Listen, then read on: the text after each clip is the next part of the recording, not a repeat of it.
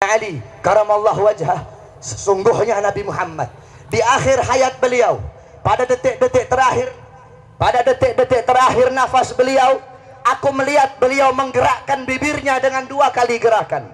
Ketika itu aku mendekatkan telingaku. Ketika aku mendekatkan telingaku, aku mendengar beliau berkata, ummati, ummati, kata beliau. Ketika itu saudara-saudara, ketika itu Allah berkata kepada Jibril, wahai Jibril, engkau turun, beritahu kepada Muhammad bahwasanya aku memberikan kepada dia 2 pilihan.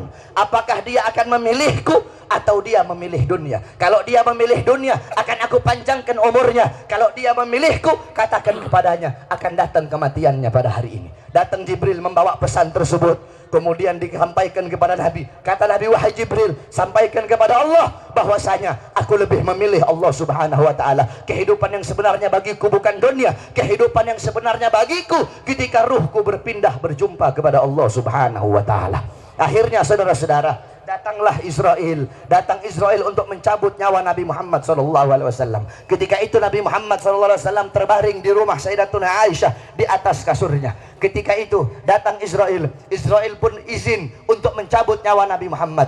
Apa kata Rasulullah SAW? Ketika itu ditemani oleh Jibril, ya Khalili Jibril, wahai kekasihku Jibril, aku belum puas meninggalkan umatku kalau belum diberikan jaminan oleh Allah subhanahu wa ta'ala. Pergi Jibril menemui Allah subhanahu wa ta'ala. Fa'auhallahu ta'ala ala Jibril, basyirhu ya Jibril, innahu awwalu nasin khariju minal ardi idha bu'isu wa sayyiduhum idha jami'u fabasyirhu innal jannah muharramatun alal umam qabla an tadkhuluha ummatuh. Wahai Jibril, sampaikan kepada Muhammad, dia manusia yang pertama kali akan aku bangkitkan di hari kiamat dan menjadi manusia yang memimpin seluruh manusia kelak pada hari kiamat. Dan sampaikan kepadanya jaminan dariku bahwasanya sorga aku haramkan untuk dimasuki oleh siapapun sebelum sorga dimasuki oleh umatnya. Ini jaminan dariku wahai Jibril. Nabi Muhammad pada saat detik-detik terakhir nafasnya tidak memikirkan diri beliau, keluarga beliau, anak cucu beliau. Yang beliau pikirkan kalian sebagai umat, saudara-saudara. Apakah cukup sampai di situ? Tidak cukup sampai di situ. Dicabut nyawanya Nabi. Dicabut nyawanya Nabi. Ketika dicabut nyawa Nabi Muhammad, Nabi mendesah. Ketika dicabut nyawa, Nabi berlirih. Ah, kata Nabi. Dicabut lagi nyawa Nabi. Nabi berkata, ah. Di samping Nabi Muhammad ada sebuah cawan berisi air.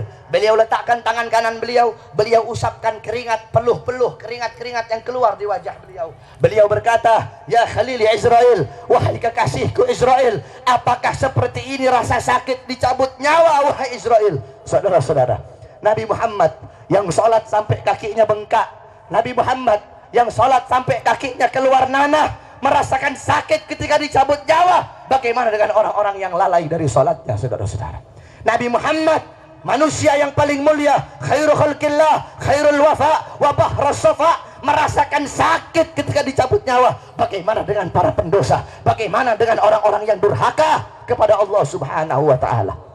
Dicabut nyawa Nabi Muhammad SAW. Kata beliau, apakah seperti ini rasa sakit dicabut nyawa? Kemudian Israel pun berkata, iya ya Rasulullah, seperti inilah rasa sakit dicabut nyawa. Kemudian Rasulullah berkata, wahai Israel, apakah rasa sakit seperti ini juga yang nanti akan dialami oleh umatku?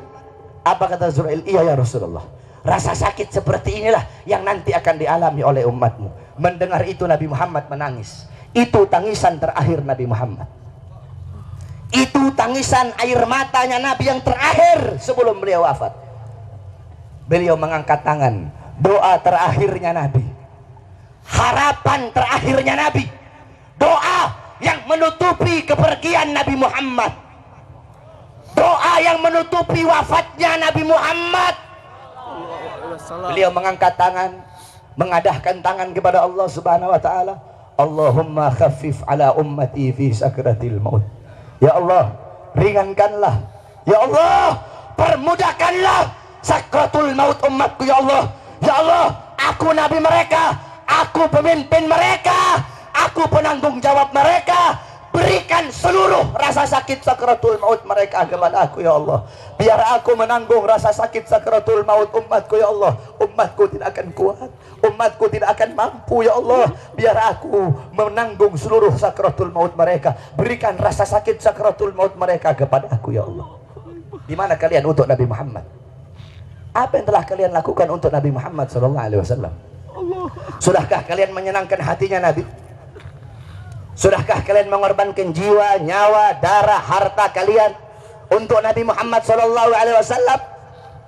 Para sahabat-sahabatnya Nabi mengorbankan jiwanya, nyawanya, darahnya, hartanya. Sumayyah, wanita yang tua renta, dipaksa keluar dari ajarannya Nabi. Dikubur setengah badan, ditombak, keluar isi perutnya, dicambuk. Hei Sumayyah, keluar kamu dari ajaran Nabi. Apakah Sumayyah lebih memilih kesenangan dunia? Apakah Sumayyah lebih memilih kebebasan dunia?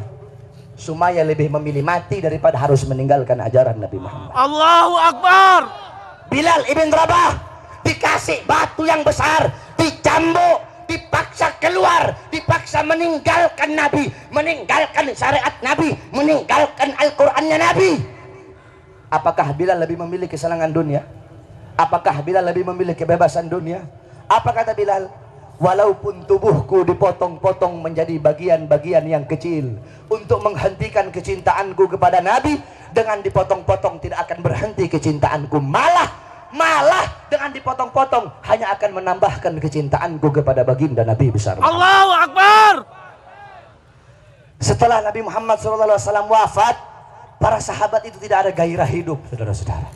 Ada seorang wanita yang dimana galat li Aisyah, ya Aisyah, ikshif li gabrin Nabi. Wahai Aisyah, hingkapkan, bukakan bagiku kuburnya Nabi.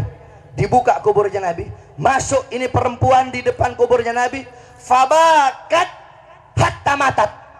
Itu wanita menangis depan kuburnya Nabi sampai dia mati saat